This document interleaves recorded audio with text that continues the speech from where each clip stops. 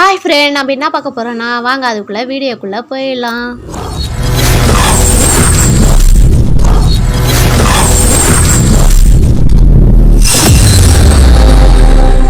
நம்ம என்ன பார்க்க போகிறோன்னா இந்த ஃபிஷ் டேங்கில் இருக்குது இந்த மீனோட ஸ்டோரி தான் நம்ம பார்க்க போகிறோம். இப்போ இருக்கிறது எல்லாமே குட்டிங்க தான். இந்த குட்டி எப்படி வந்துரு உங்களுக்கு ஒரு கதை.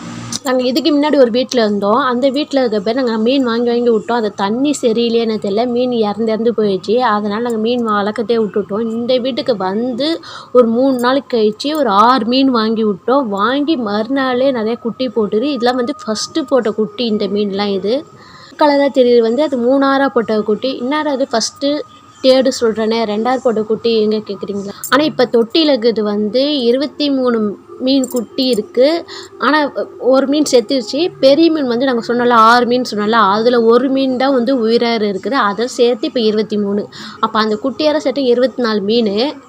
இந்த 6 மீனில் ஒரு மீன் மட்டும் உயிராக இருக்கிற மீன்லாம் இறந்துடுச்சு. எல்லாம் குட்டி போட்டு அதுக்கப்புறம் இறந்துச்சு. இதெல்லாம் கஃபிஷ். இது 40 குட்டி போட சொன்னாங்க. அவனு உண்மையுமே நான் எதிர்பார்க்கல. 2ஆவது வந்து உண்மையுமே 40 குட்டி தான் போடுச்சு. நான் ஒரு நாள் ஊருக்கு போனது தான் வந்து பார்க்குறேன், அந்த பாட்டில் ஃபுல்லாக எல்லா மீனுமே இறந்துடுச்சு குட்டி. ஆனால் உண்மையுமே அந்த 2ஆரா போட்டு குட்டி சொன்னால் பாட்டிலில் வச்சுருந்த தனியாக அது உண்மையுமே தீனி போட்டு கிட்ட வேணால் அப்படியே படையாக ஏஞ்சி வந்து நிற்கும். இன்னாடா நான் தீனி போடுமே கிட்ட ஏஞ்சிக்கலையே பார்க்குறேன். கஷ்டம் ஃபுல்லாகவே ஒரு நாள் நைட்டு எங்கள் வீட்டுக்கார் போட்டாருங்க. காலைல வந்து ஒரு நாள் அதான் போகிற வேலை நான் மத்தியானம் வந்து பார்க்குறேன், மீன் ஃபுல்லாகவே இறந்துச்சு. அதுக்கப்புறம் மீன்லாம் கொஞ்சம் வளர்ந்துச்சா, அதனால அங்கே தொட்டியில் விட்டுட்டாங்க. தொட்டியில் விட்டு பெரிய மீன் ஒன்று இறந்துச்சு. அதுக்கப்புறம் இன்னொரு குட்டி மீன் இறந்துச்சு. அதுக்கப்புறம் வந்து தொட்டியில் ஃபுல்லாக வீடியோ எடுக்க முடியல, ஏன்னா ஸ்லாப் ஒட்டி இருக்கிறனால வெளிச்சம் வர இல்லை. ஓரளவுக்கு தான் இந்த மீன்லாம் தெரியும். இது ஃபஸ்ட்டு மீன் வளர்க்கணும் ஆசை வந்துடே வந்து 2008 தான்.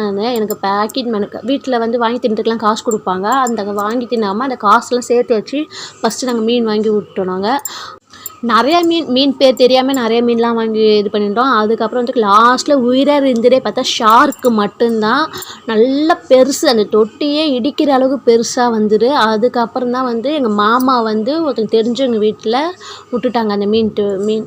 அதுக்கப்புறம் எங்கள் தம்பி திருப்பு மீன் வாங்கினா அதே ஷார்க்கு மட்டும்தான் எங்கள் வீட்டில் உயிராக இருக்குன்னு சொல்லிட்டு அந்த ஷார்க்கு மட்டும் தான் வாங்கினோம். ஆனால் இன்னொன்று பெருசாக வளர்ந்ததுனால தண்ணி மாற்றுறதுக்கு ரொம்ப கஷ்டமாக இருந்தது. லேசாக காலில் பட்டுறது கூட அந்த துடுப்பு லேசாக பட்டா கையெல்லாம் கீழ்ச்சிக்கும், ரத்தம் வரும்.